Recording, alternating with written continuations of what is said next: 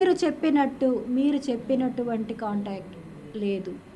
అది అతన్నే అడగండి, మీరు చెప్తాడు. ఇప్పుడు ఒకరు ఒకే రూమ్‌లో ఉన్నారు అంటే దానికి అర్థం అదొకటే కాదండి. అది గుర్తుపెట్టుకోండి. అంటే హోటల్ రూమ్‌లోకి ఒకవేళ నేను వీడియో తీసుకోవాలంటే ఇంకొక రకంగా కూడా తీసుకోండొచ్చు. మేడం ఒక హోటల్ రూమ్‌లో సింగిల్‌గా ఒక ఆడ ఒక మగ ఉంది అంటే అపోజిట్ సెక్స్ ఉన్నప్పుడు సింగిల్‌గా లేనండి.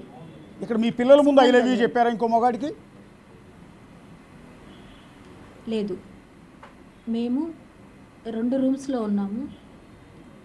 మాతో పాటు పిల్లలు ఉన్నారు. నేను పిల్లలతోనే ఉండి నిద్ర లేసి వచ్చిన తర్వాత అతనికి చైన్ వేసి ఆ మాట చెప్పడం జరిగింది. అదే ఎందుకు అంటున్నాను, నేనేమంటానంటే అతనితో పాటు అతని ఫ్రెండ్ కూడా ఉన్నాడు.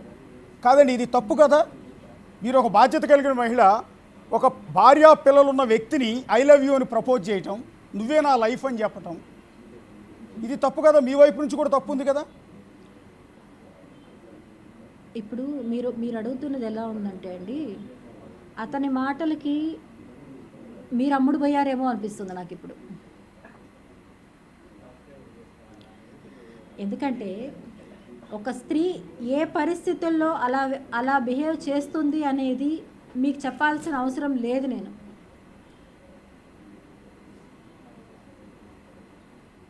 ఒకసారి థింక్ చేయండి.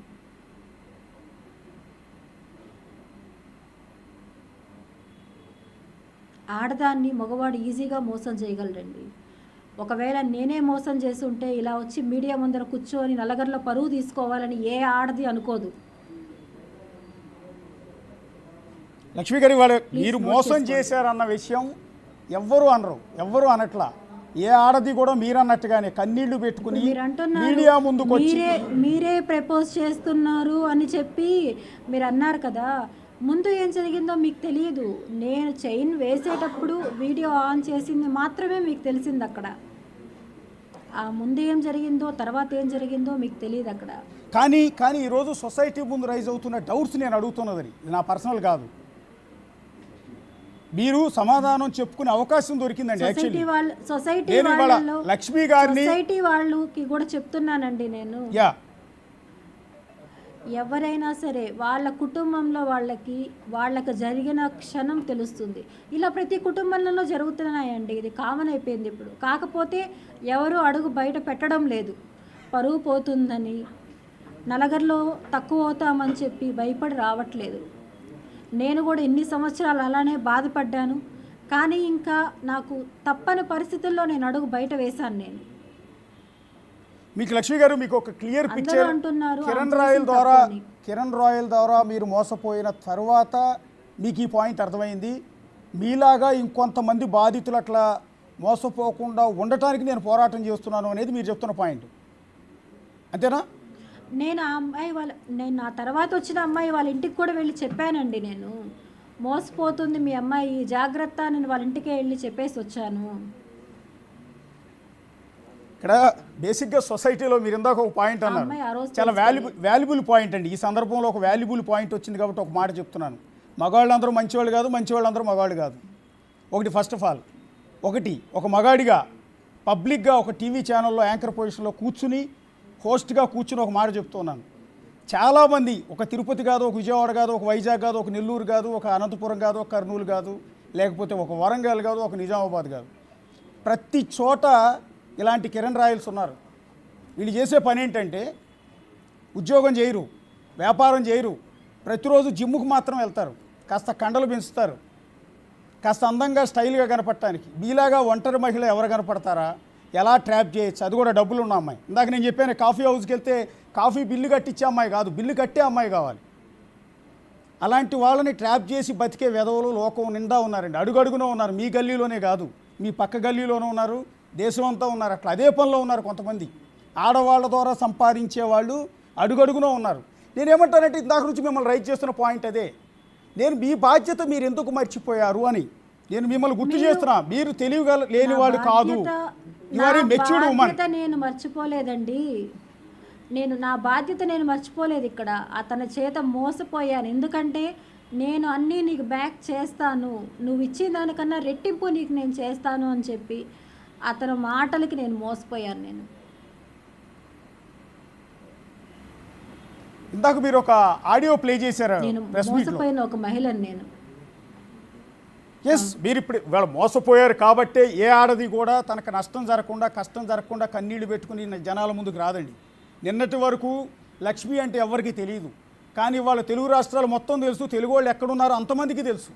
కొంతమంది బాధితురాలుగా చూస్తారు, కొంతమంది మిమ్మల్ని తప్పుపడుతూ ఉంటారు, కొంతమంది మీకు సపోర్ట్ చేస్తారు, కొంతమంది విమర్శిస్తారు, కొంతమంది మీకు సపోర్ట్ చేసినట్టుగానే మీ ముందుంటూ మీ వెనక సూటిపోటు మాటలతో మిమ్మల్ని పొడుస్తూ ఉంటారు బాధలో ఉన్న మహిళని. సో ఇదంతా రొటీన్గా జరిగేదే. ఇవాళ మీరు నిందితురాలని నేను అనట్లా, మీరు మళ్ళీ గుర్తుపెట్టుకోవాల్సింది మీరు బాధితురాలు కాబట్టే ఇవాళ బయటకు వచ్చారు. కానీ ఇవాళ మీ ద్వారా జనాలకు చెప్పాల్సింది ఏంటంటే, ఇలా వెధవులు చాలామంది మగవాళ్ళు ఉంటారు, వాళ్ళందరూ ట్రాప్లోకి తీసుకునే ప్రయత్నం చేస్తారు, వాళ్ళ వల్ల పడొద్దని చెప్పండి. ఏ విధంగా ట్రాప్ చేస్తారో చెప్పండి. నేను అందుకని మిమ్మల్ని అడుగుతున్నది. నేను ఆల్రెడీ 2 డేస్గా చెప్తూనే ఉన్నానండి ఈ మాట. మీరు మీతో చూసినట్లేరు ప్రెస్ మీట్స్. చూశాను కానీ ఈ ఘటన ఇలాంటి ఆడవాళ్ళు కూడా ఇలాంటి వెధవల ట్రాప్స్లో పడద్దు. భర్తతో హ్యాపీగా ఉండండి, పిల్లల్ని చూసుకోండి, పిల్లల లైఫ్ స్పాయిల్ చేయొద్దండి అనే నేను ప్రతి ఒక్కరికి విన్నపించానండి. నేను వినిపిస్తున్నాను. నేను లైఫ్ నాశనం చేసుకొని రోడ్లలో పడద్దండి.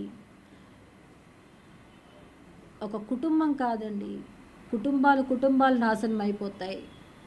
ఒక్క మిస్టేక్ వల్ల కుటుంబాలు, పిల్లల భవిష్యత్తు, తల్లిదండ్రులు, అత్తామామలు, టోటల్ కుటుంబాలు రోడ్లోకి వస్తాయి. ఇలాంటి తప్పు ఎవరు చేయకూడదనే నేను అర్థిస్తున్నాను. నేను ఇలాంటి వెధవల్ని ఎవరిను నమ్మద్దనేసే నేను అడుగుతున్నాను. నేను ఇప్పుడు ఒక మగాడు ఇలాంటి ఇష్యూ రైజ్ అయినప్పుడు చెప్పే మొట్టమొదటి మాట ఏంటంటే, నేను మగాడిని, ఒకటి కాబట్టి 100 మందితో తిరుగుతా, నా ఇష్టం, పోతే పోయేది పరువు నీదే కదా అంటాడు. అది కిరణ్ రాయలు కాదు, ఏ మగాడైనా చెప్పే మాట అదే. మోసం చేసిన ప్రతి ఒక్కడు చెప్పే మాట అదే, నేను మగాడిని అని. సొసైటీ మగాడు తప్పు చేస్తే యాక్సెప్ట్ చేస్తుంది, ఆడది తప్పు చేస్తే యాక్సెప్ట్ చేయదు. అది అలా ఏడ్చింది ఈ సొసైటీ. సో ఇలాంటి సొసైటీలో ఇవాళ మీరు ఎలాంటి న్యాయాన్ని కోరుకుంటూ ఉన్నారు? ఒకటి, డబ్బులు ఇప్పించడమా? 2, అతన్ని శిక్షించడమా? నాకు నా డబ్బులు కావాలండి. అతను శిక్షిస్తే నాకేం రాదు. నాకు నా డబ్బులు కావాలి. ఆ తర్వాత ఇలాంటి చీడ పురుగుల్ని ఎవరు నమ్మద్దు అని చెప్పి అర్థిస్తున్నాను. వాడి వలలో ఇంకొక అమ్మాయి పడకూడదు అని చెప్పి దృఢంగా చెప్తున్నాను. ఇందాక ప్రెస్ మీట్లో మీరు ఒక ఆడియో ప్లే చేశారు, ఒక్కసారి ఆడియో విందామండి. విన్న తర్వాత ఒకసారి ఆడియో కాన్వర్సేషన్ దేని గురించి అనేది డిస్కస్ చేద్దాం. ఒకసారి ఆడియో ప్లే చేయండి.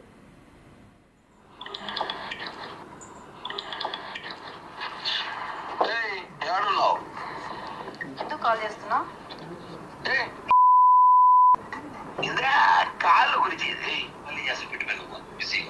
ఒకసారి డేట్ కూడా నోట్ చేసుకోండి, 27th.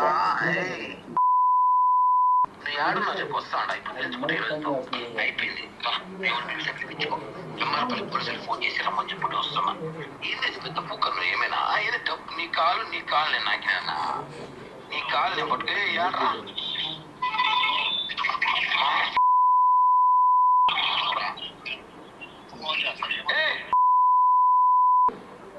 ఎక్కువ అన్ని బీప్లు వేసారంటేనే అర్థమవుతుంది అందులో వల్గర్ లాంగ్వేజ్ ఉంది, చాలా దారుణమైన లాంగ్వేజ్ ఉన్నట్టుగా స్పష్టంగా అర్థమవుతుంది. మా వాళ్ళు అన్నిసార్లు బీప్లు వేసారంటేనే.